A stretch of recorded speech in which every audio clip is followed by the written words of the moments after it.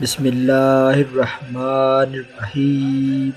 سامعین اکرام، آج کا موضوع ہے کہ آپ کیا جانتے ہیں کہ سیدہ فاطمۃ الزہرا سلام اللہ علیہا کیا ہیں؟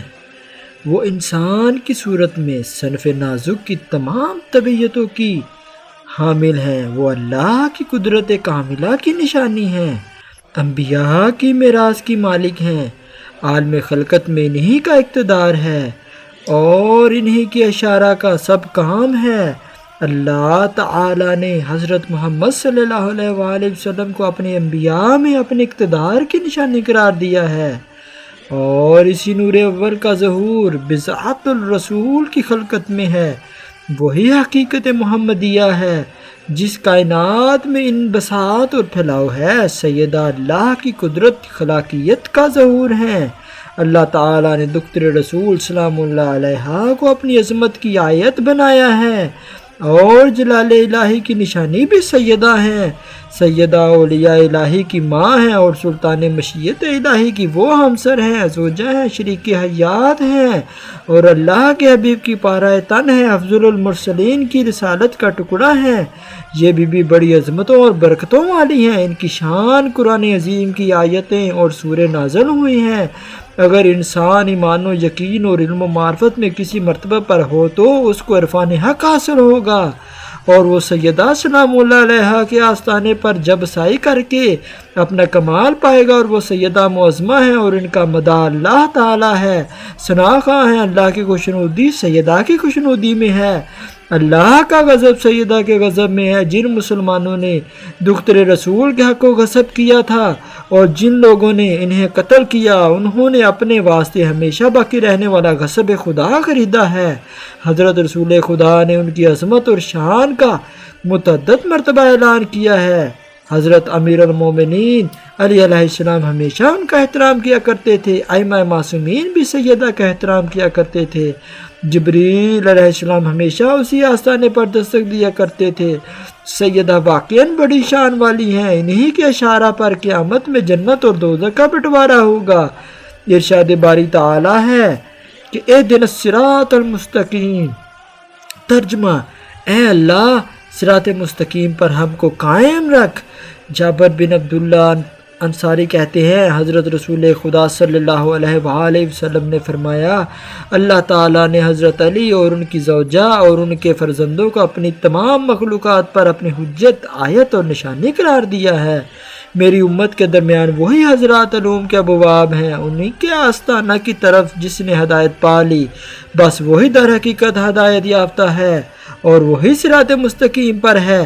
جابر بن عبداللہ انصاری کہتے ہیں، حضرت رسول خدا صلی اللہ علیہ وآلہ وسلم نے ارشاد فرمایا، آفتاب کے وسیلہ سے ہدایت حاصل کرو، اگر آفتاب غروب ہو جائے تو پھر ماہتاب کے ذریعے ہدایت حاصل کرو، اور جب ماہتاب چھپ جائے تو زہرا کے ذریعے ہدایت چاہو، اور جب زہرا بھی اوجل ہو جائے تو پھر فرقہ دین سے ہدایت طلب کرو۔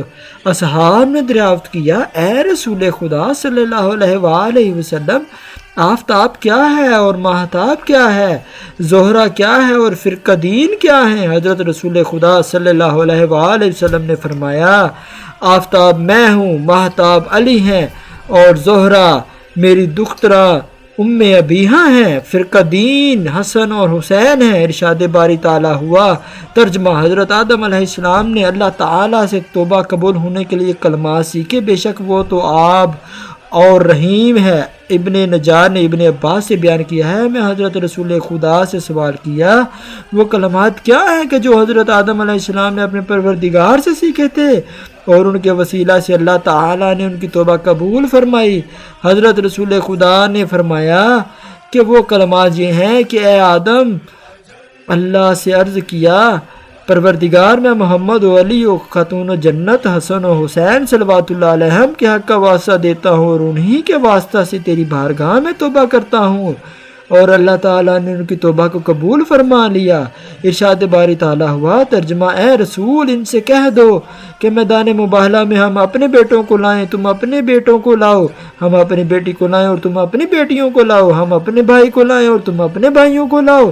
محب الدین تبری کہتے ہیں، جب یہ آیت نازل ہوئی تو حضرت محمد دختر رسول مولا علی اور حسن اور حسین علیہ السلام کو میدان مباہلہ میں لے کر آئے۔ ابو سعید خدری کہتے ہیں جب یہ آیت نازل ہوئی تو حضرت رسول خدا صلی اللہ علیہ وآلہ وسلم نے حضرت علی پاک، سیدہ اور امام حسن اور امام حسین کو بلایا اور دعا کی کہ اے پروردگار یہ میرے اہل سے ہیں۔ ارشاد باری تعالیٰ ہوا کیا تم نے دیکھا کہ اللہ تعالیٰ نے کس طرح کلمہ پاک کی مثال پاک و پاکیزہ درخت سے دی ہے؟ حضرت رسول خدا نے فرمایا میں شجر ہوں اور سیدہ اس کی فراز شاخ ہیں اور علی اس شجر کی جڑ اور اصل ہے، حسن اور حسین اس کے پھل ہیں، اور میری امت میں جو لوگ ان سے محبت کرنے والے ہیں وہ اس درخت کے پتے ہیں۔ پھر ارشاد ہوا وہ جنت عدن میں ہیں، اور اس ذات اقدس کی قسم کہ جس نے مجھ کو برحق معبوس کیا۔ حضرت رسول خدا نے فرمایا میں درخت ہوں اور علی قلب ہیں اور سیدہ اصل جڑ ہیں اور حسن اور حسین اس کے ثمر ہیں، اور ہمارے شیعہ اس درخت کے پتے ہیں، اور جہاں درخت رشد کرتا ہے وہاں اس کے پتے بھی گرتے ہیں، اور اس ذات اقدس کی قسم جس نے مجھ کو برحق معبوس کیا، اور وہ لوگ جنت عدن میں ہیں۔ ارشاد باری تعالیٰ ہوا کہ یہ وہ لوگ ہیں جن کے حق میں تم سے کہا گیا ہے کہ اپنے پروردگار کی بارگاہ کے لیے وسیلہ تلاش کرو۔ تو سامعین کرام آپ نے ویڈیو سماعت فرمائی، اگر پسند آئے تو لائک، شیئر اینڈ سبسکرائب ضرور کیجیے گا۔